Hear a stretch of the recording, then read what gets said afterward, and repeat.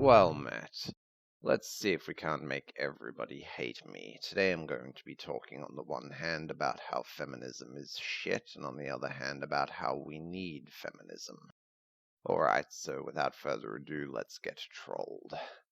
Men need feminism. For some time now, as I'm sure most of you have, I have been entertained by one of the internet's greatest shitstorms. Content until now to watch and consider, I had given very little of my own original thought to the matter.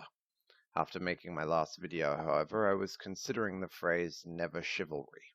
I meant it as a rally against the idea of the strong protecting the weak, a call for men not to play these silly games. But upon reflection, I wondered if that would be enough. I firmly believe that the hierarchical obligation of chivalry is unhealthy.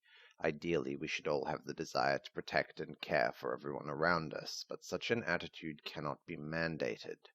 It especially cannot be mandated as a one-directional privilege. Attempting to establish a faction which must endeavor for the good of another faction is a model which has never worked. It can be argued that it worked for the Church for a great many centuries, that the Church was even able to go from a small entity desperate for protection to a global superpower without relinquishing its status as weak, that it flourished on a scale no other institution ever has, while thousands of individuals threw their lives away to protect it.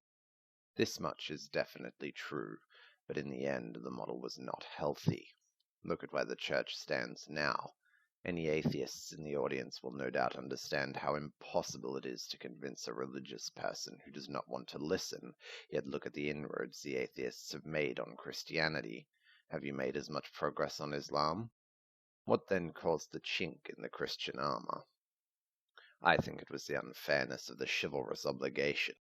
Humans are a funny species. We have thrived largely for our abilities to learn and to adapt, but I think that most people deeply underestimate the ability of the human mind to adapt to hardship.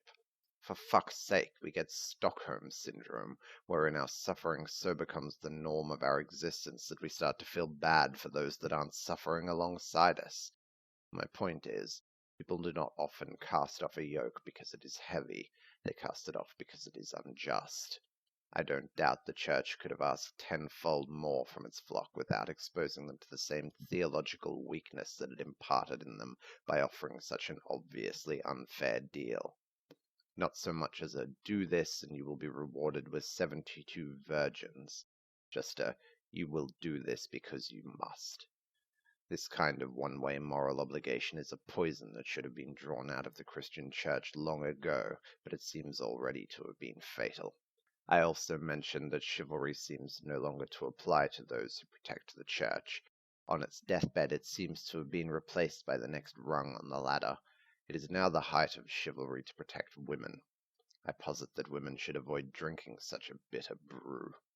This is what I mean when I say that I wonder if it is enough for men to be unchivalrous, for the strong to abandon the weak. Do you remember when the banks began collapsing? There were widespread bailouts under the war cry, "Too big to fail." Indeed, many in the online atheism community have begun to see the collapse of religion in the West and the vacuum it is leaving behind, and wonder whether this same concept should have applied to some extent. I'm not sure about that, but I will say with certainty that women are too big to fail. At least, the ones who eat right are. That blacks are too big to fail.